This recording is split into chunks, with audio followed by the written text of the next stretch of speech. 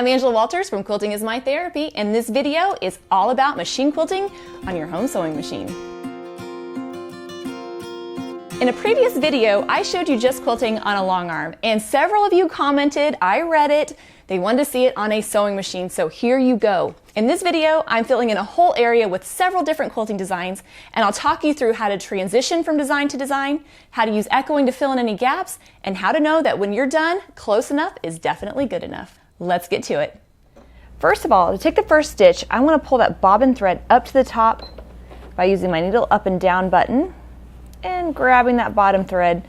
The only reason I'm doing this is so that I don't get a little nest at the bottom of my quilt.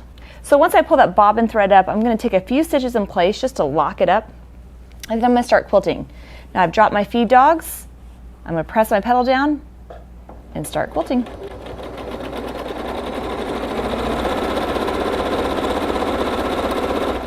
Alright, real quick, I'm going to go ahead and trim those threads.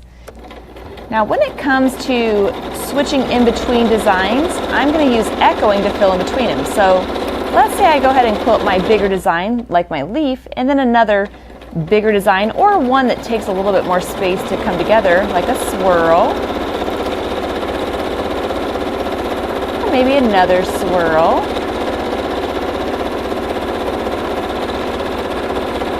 And then switching in between designs is as easy as quilting in the next one. But if I have any gap in between my designs, I'm going to use a smaller design such as pebbling or back and forth lines just to fill in between that design.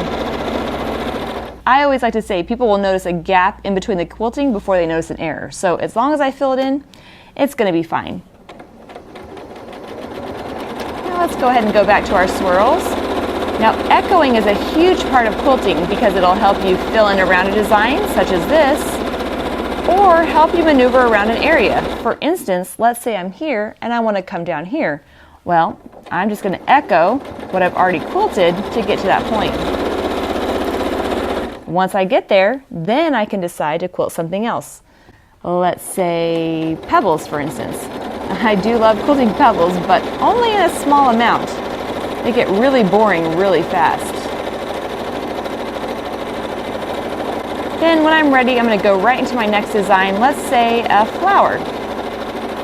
I love a flower design.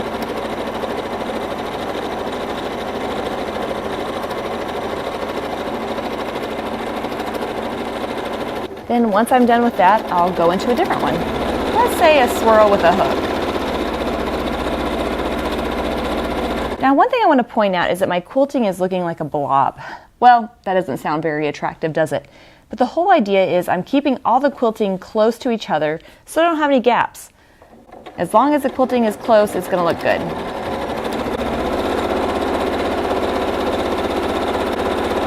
So let's say a couple of leaves. I stop and think, what do I feel like quilting? At this point, I can quilt whatever I like. I have all this space right here. Let's do, I don't know, another leaf. Coming to a point. Echo, echo, echo. How about some swirls?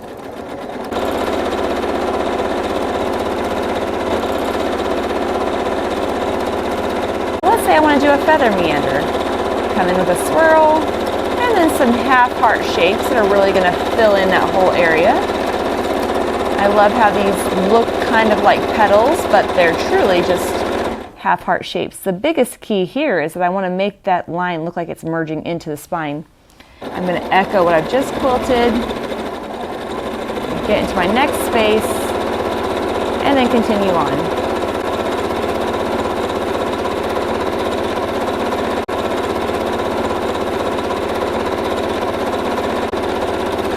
And then echo, echo, echo.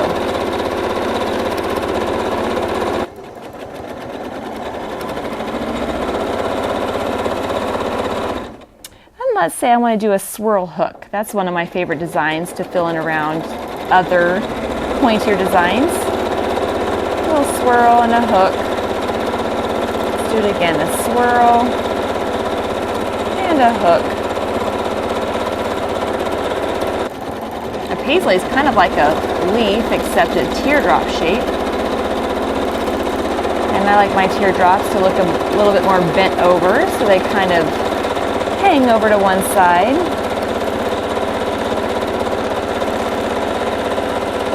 When I'm quilting, I'm really just thinking about filling the area in, keeping it close together, and then just quilting whatever comes to mind. So sometimes that might be a swirl.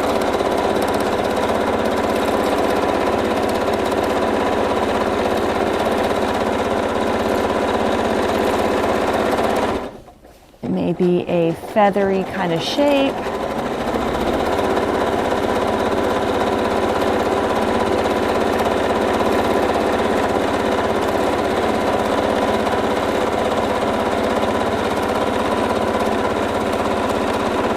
Or it might even be a wishbone design, which is really one of my favorites.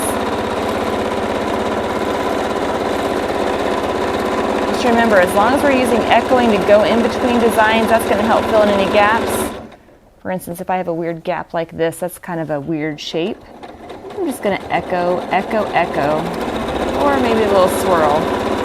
When in doubt, put a swirl on it.